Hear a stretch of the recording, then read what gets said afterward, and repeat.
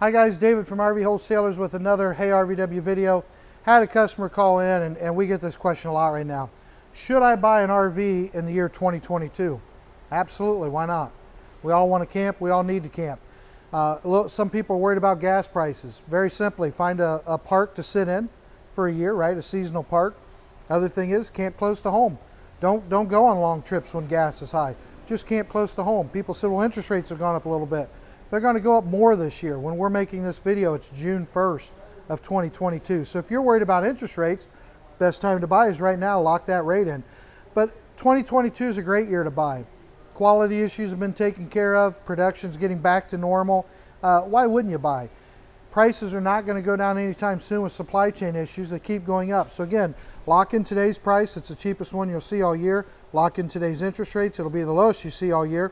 And take advantage of it and go out and camp. If you have any other questions, give us a call, 877-877-4494. Check out our website, rvwholesalers.com. Make sure you subscribe to our YouTube page for other videos like this.